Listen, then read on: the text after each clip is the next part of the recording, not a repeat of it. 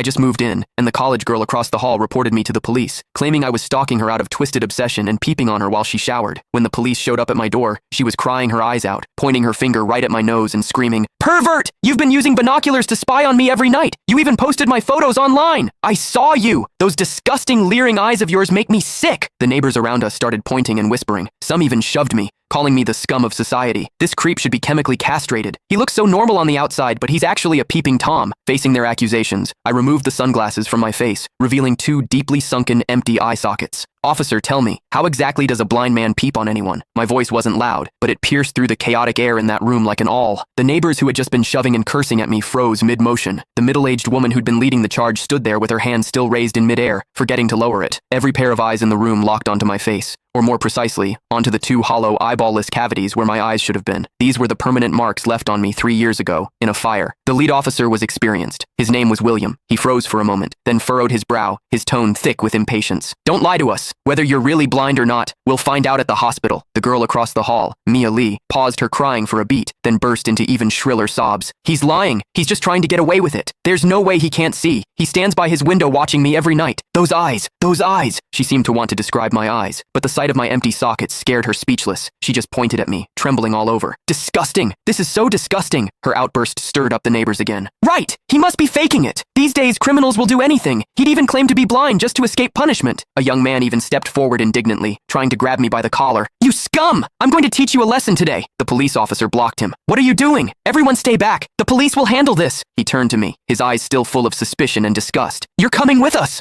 I didn't resist. I calmly held out both hands. Cold metal touched my wrists. Two younger officers flanked me on either side and led me toward the elevator. Behind me, Mia's crying mixed with the neighbors' curses into a chaotic din. "Scum of society! Get out of our community! Hope you rot in prison!" I could see the righteous expressions on their faces. I could also hear the pleasure in their voices as they trampled me into the mud. I stepped into the elevator. The metal doors slowly closed, cutting off the noise from outside. One of the younger officers, probably new to the job, couldn't help but ask me quietly, Are you really blind?" I tugged at the corner of my mouth but didn't answer. The other officer patted his shoulder, signaling him to keep quiet. But I knew that in their minds, the scales had already tipped completely in favor of that tearful young girl. After all, it was a young, pretty, pitiful college student on one side, and on the other, a suspicious man living alone, wearing sunglasses. In their eyes, it was crystal clear who was the victim and who was the perpetrator. What they didn't know was this: sometimes, what the eyes see is the biggest lie of all. And I, a blind man, had seen something that none of them had. For instance, when Mia accused me, her heartbeat was steady, without a single ripple of genuine emotion. The interrogation room at the police station was harshly lit by fluorescent lights, and the air smelled faintly of mildew. I sat on a cold metal chair. Across from me were William and a female officer.